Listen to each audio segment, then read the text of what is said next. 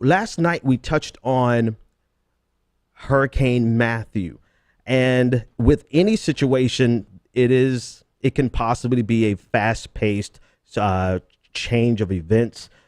Things can happen so quickly, and before I was able to publish videos this morning, the reality of what Matthew had done in Haiti was dramatically different than what we discussed last night.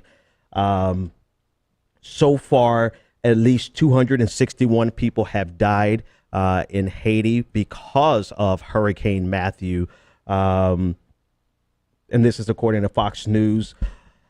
The head of the Civil Protection Agency in Haiti, Marie Alta Jean Baptiste, said that the storm also made roads impassable and it knocked out communications in the Grand Anse department on the opposite side of the narrow peninsula from where Matthew first hit. There's a report of over 3,200 homes that were destroyed along the southern peninsula. The southwestern town of Jeremy was, quote, pretty much wiped out from the seaboard all the way to the cathedral. A radio host in Haiti's capital, Port-au-Prince, said to the BBC on Thursday. One official for aid agency told the BBC that more than 10,000 people has been displaced in the south alone. So devastating. I mean, Haiti, it wasn't just 6 years ago, the earthquake that killed about 200,000, if not more, people and displaced 1.5 million people were displaced. Just shortly after that, now we have this hurricane that's going back through and devastating the property there, the homes there. It's a very, very precarious situation there. I have only a few images, but I do want to share. So it's not just the winds, it's also the flooding that has really devastated the people of Haiti, and not only the people of Haiti, but also throughout the region. And Hurricane Matthew is scheduled to hit tomorrow morning or early tonight, overnight, in the Palm Beach areas. State of emergency again has been declared. People have evacuated from the coastal regions. So we just want everyone to be mindful of the reality.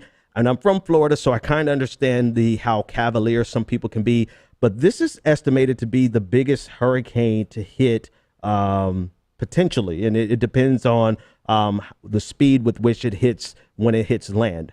But since Andrew, I think I read somewhere that it's going to be bigger than hurricane, or the biggest since Andrew. I want to make sure I use those words, descriptors correctly. But again, so Haiti has been hit very significantly, and over 261 people have been confirmed dead, and so much property damage. An entire town devastated. One town, I believe it was the homes that were along the southern peninsula. I believe it was only 1% of the properties in that area were left standing. That means 99% of the entire town basically was completely ravaged and destroyed by Hurricane Matthew.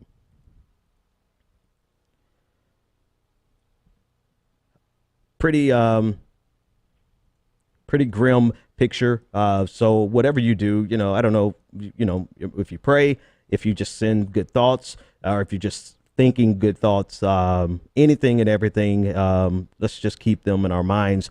And, good luck to everyone in Florida. On the flip side, if there is a bright side to hurricanes, I went through,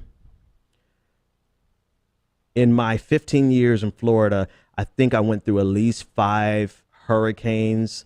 And only of the 5, I would say maybe 2 were significant. I think there was Ivan that year. We had same year as Katrina. Like everybody was getting hit.